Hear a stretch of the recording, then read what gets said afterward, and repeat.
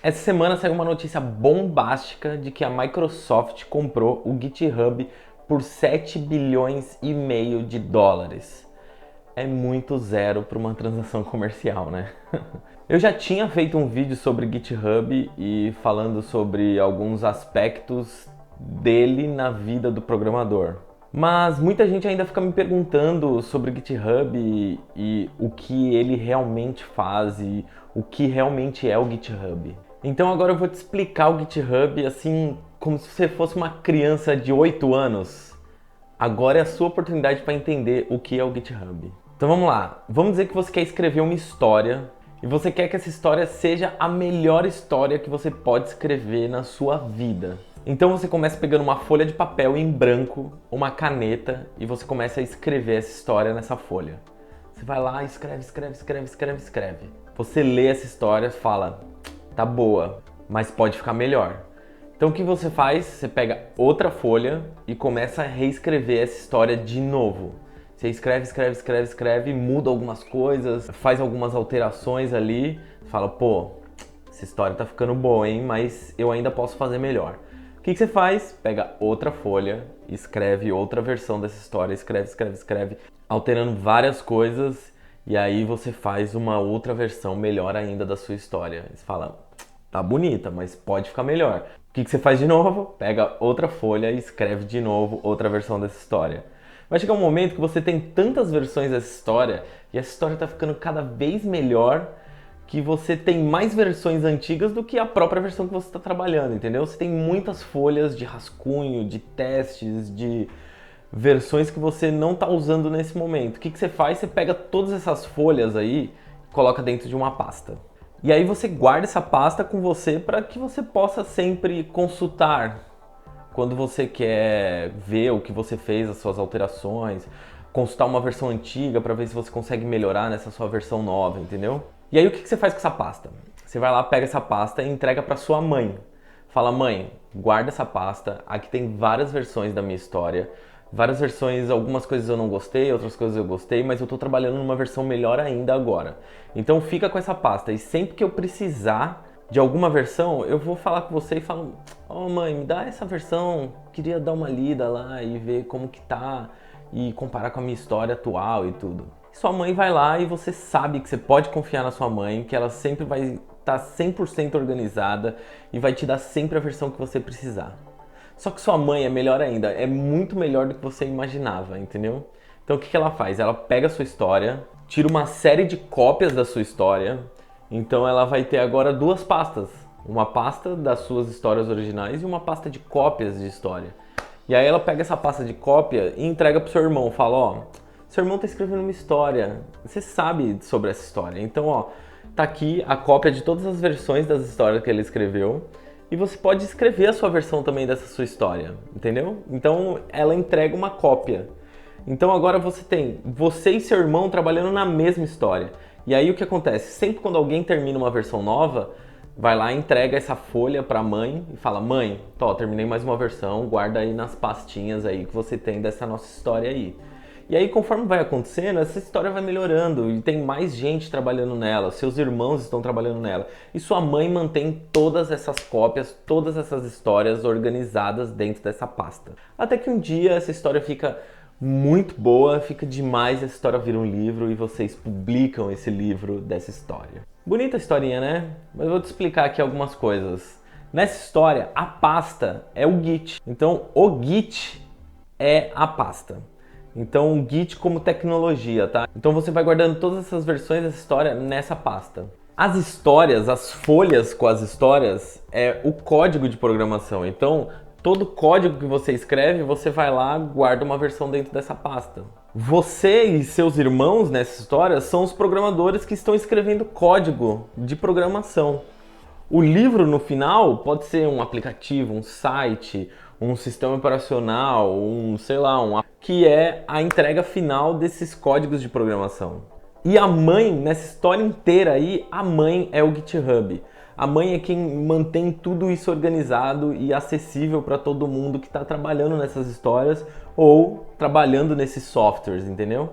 Agora eu acho que deu para entender muito bem o que é o Git, o que é o GitHub e qual é o papel do GitHub em toda essa história de programação moderna, né? Mas então, por que que ele vale tanto? Por que que a Microsoft comprou ele por toda essa quantia de dinheiro, entendeu? O GitHub foi uma das primeiras empresas a introduzirem o conceito de social coding, ou seja, de uma rede social para programação. Existiam algumas tentativas naquela época, mas quando o GitHub trouxe, ele popularizou muito esse tipo de abordagem para programação. Existem vários aspectos e vários termos que o GitHub trouxe para o mercado nessa época que fez com que ele ficasse tão popular e tão valioso assim, entendeu? Eu vou explicar alguns termos aqui para que vocês entendam o motivo desse valor exorbitante que a Microsoft pagou para o GitHub. Primeiro são GitHub Issues. Os issues são o quê? É uma espécie de fórum onde você vai mandando perguntas e respostas e debatendo sobre algum assunto, sobre algum aspecto de um projeto dentro do GitHub. Hoje o GitHub Issues é uma enorme fonte de solução de problemas, talvez a maior fonte de solução de problemas em tecnologia na internet hoje. Todo mundo que tem problema passa pelo GitHub Issues para tentar achar a solução desse problema ou propor uma solução para algum problema que outras pessoas estejam passando. Que o fork é mais ou menos como se você pudesse pegar uma cópia de um projeto e falar, ó, quero pegar esse projeto para mim, aí você vai e faz um fork dele para dentro do seu usuário no GitHub e você começa a trabalhar dentro desse projeto. Você começa a implementar coisas, solucionar problemas, dar alguns ajustes ali de algumas coisas que não estavam bem resolvidas. Isso sempre numa cópia sua, entendeu?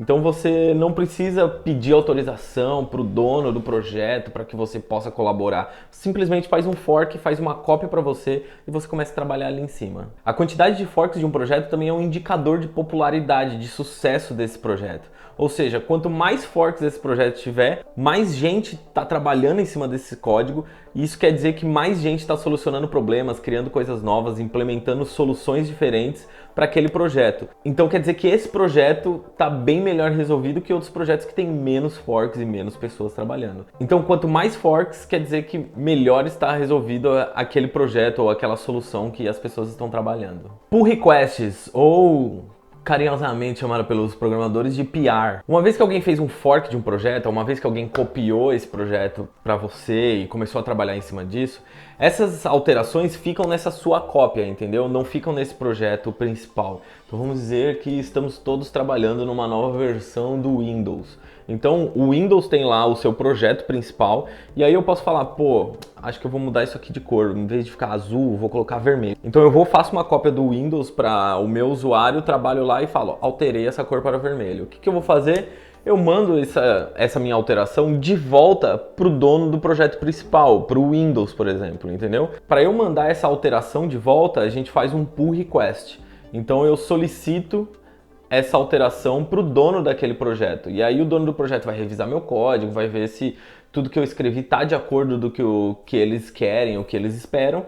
E assim que ele aceitar essa minha pull request, as minhas alterações vão estar nesse projeto principal. O GitHub também tem uma série de ferramentas para gerenciamento de projeto. Então, não só programadores podem trabalhar lá, como gerentes de projetos também tem várias ferramentas para trabalhar. Você não precisa estar 100% escrevendo código. Mas, ao mesmo tempo, essas ferramentas de gerenciamento de projeto faz com que os próprios programadores consigam se gerenciar e gerenciar o projeto, saber para onde eles querem ir, o que eles estão trabalhando e qual foram as coisas que eles já concluíram e tudo mais. Lá você vai ter Kanban, você vai ter gerenciamento de alterações e coisas assim, e até uma solução de wiki para criar documentações, coisas assim que não são código propriamente dito, mas são partes do gerenciamento de um projeto de software. O GitHub também tem uma ferramenta muito poderosa de comparação de alterações. Lá eles chamam de comparação de commits, ou seja, você consegue pegar várias alterações de vários programadores diferentes ou várias alterações em momentos diferentes daquele projeto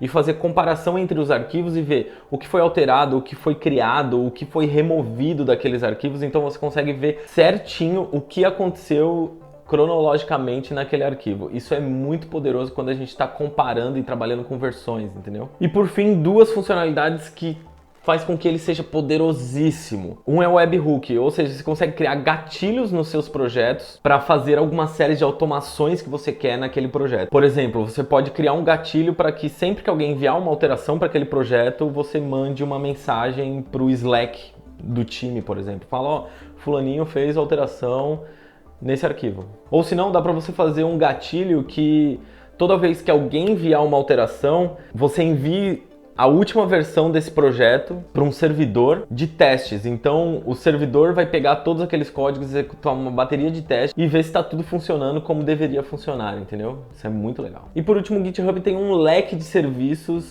de terceiros, que são empresas que conseguem acessar as APIs e os dados do GitHub para prestar um serviço complementar ao que o GitHub já presta. Por exemplo, o Travis. Muita gente usa o Travis, que ele faz uma integração contínua de códigos do seu projeto, ou seja, cada alteração que é enviada lá, o Travis vai lá, pega, executa uma série de testes e faz a integração dessas alterações com a última versão estável. E se, por exemplo, não deu certo os códigos, ele não faz essa integração, entendeu? Outra integração que tem lá é o Code Climate, que ele vai falar a qualidade do código do que os programadores estão escrevendo. Ele vai avaliar técnicas de escrita, nomes de variáveis, estilo de escrita de cada programador e vai falar qual é a qualidade daquela escrita, qual é a qualidade daqueles códigos, no total também qual é a qualidade daquele projeto pensando em código, em escrita mesmo. É muito legal, é outro serviço que tem disponível lá no GitHub. E tem uma infinidade de outros serviços,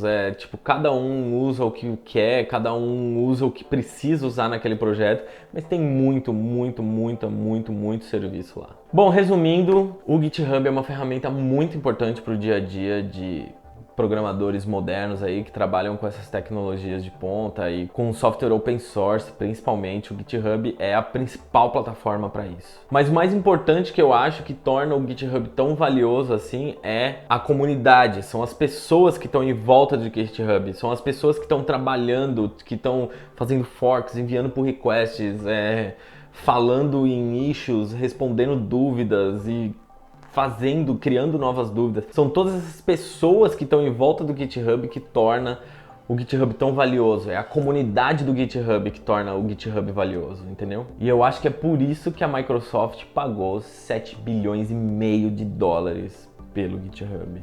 A ideia desse vídeo era trazer uma explicação mais simples do que é o GitHub, da importância dele para o dia a dia dos programadores, e trazer também alguns termos do GitHub que a gente usa no dia a dia, que para quem não está tão envolvido assim com o GitHub pode ser muito difícil, muito complexo, mas eu trouxe aqui todas as respostas para esses termos que a gente usa no dia a dia. A minha opinião da aquisição do GitHub pela Microsoft é que, por um lado, o GitHub é essa empresa, essa comunidade, essa plataforma que os programadores amam por causa do software aberto, por causa do open source. Todo mundo vai lá, publica seus códigos, todo mundo vai lá, consegue ler os códigos de outros projetos, de outros sistemas e tudo, colaborar um com o outro. Isso é muito importante e isso só aconteceu por causa do open source.